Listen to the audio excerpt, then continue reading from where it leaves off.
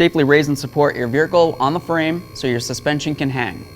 Now that we've safely raised the vehicle, let's remove this by using a small pry bar right in this little slot. Now you can see your 22mm lug nuts. Remove those.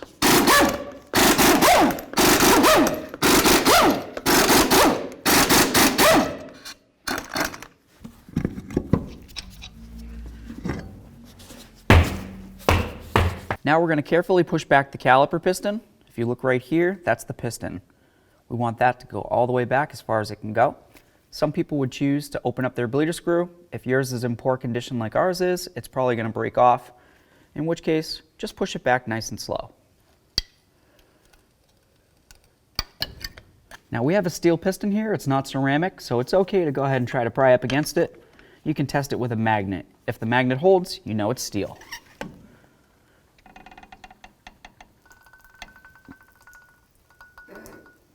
Let's use a 3/8 Allen socket and remove these slider pins.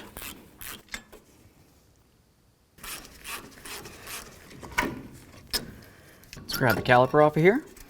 We'll set that aside. Let's go ahead and get this rotor off of here.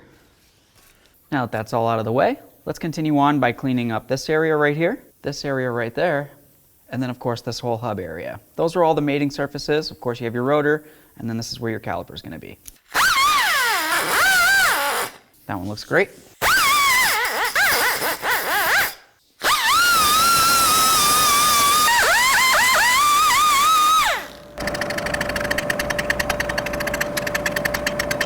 If you happen to see a lot of large rust flakes like this anywhere along the knuckle, make sure you chip them off. You don't want any of that falling in between the rotor and here, or even the rotor and the brake pads. That looks pretty decent. Let's hit it with some copper never sees. Now let's go ahead and put our rotor on.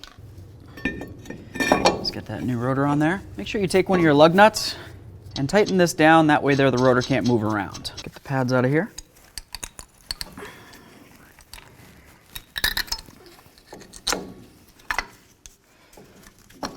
Check your caliper boot, make sure that looks good. Once you're sure it looks good, we're gonna go back here. You can take a look inside there. If you needed to replace these, your kit's gonna come with a new one, so that's always great. Now we're just gonna take a little pry bar with our hammer, get right under here, and get this off of there. Now you can see the slider right there. We're gonna get that in 1 second. We'll do the same to this one real quick.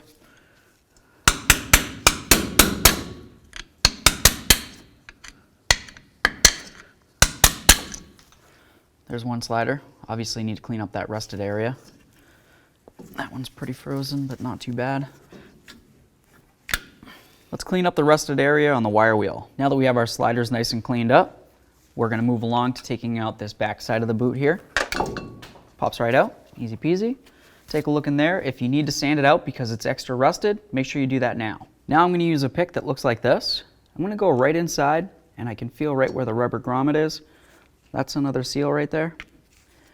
Just gonna carefully pull it out, match it up to the new one, and then install the new one in there. There's also gonna be another one of these located towards the other side. We'll get that out as well. All right, so it's time to get our new ones in here. Just gonna try to line it up with the hole, help it through one piece at a time here. You wanna make sure it's not twisted around in a circle. That looks really good. Stick my finger in there, make sure it's seated all the way around, and it is. I'm going to do the same to the other one, and then the same for this one up here. I'm going to use some of this caliper grease, go right along in there. Then I'm going to come up along this edge right here, just like that. That's going to help keep moisture out. I've got this right here. Should be able to just slide it right on. If for some reason you can't, you could find a socket that fits over the top and give it a couple loving bonks right along this edge. That looks great. Let's do the same to the other one. Use some of our caliper grease on this side now, and get right along the edge of that hole. I've got my little seal here. You want to make it so these little pitons are kind of facing out and away, and the smooth side is facing in. Make sure it's nice and flush. If you need to use a socket, find one that fits along the edge, and then give it a couple loving bonks. This one looks great. Let's do the same to this side, and then of course we'll do the other caliper as well once it comes along. Let's go ahead and prep this caliper piston. Just get a little bit of grease on there. That's going to help with vibration dampening and noise reduction.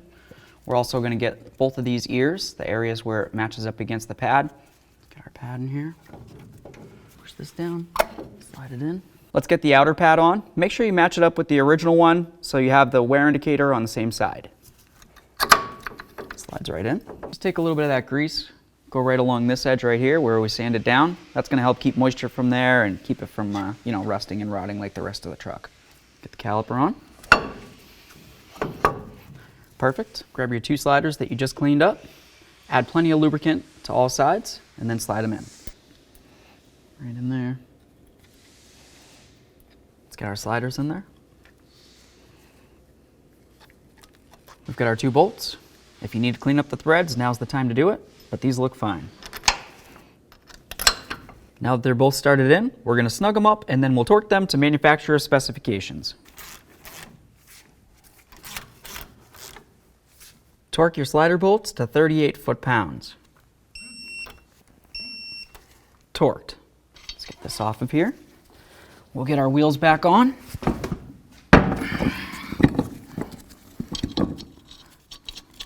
We're going to put on all the lug nuts. We're going to snug them up in a crisscross manner.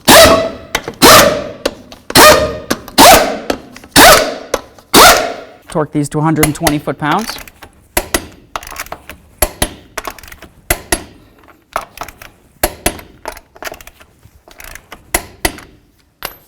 It's torqued. We'll get our cover on here. Awesome.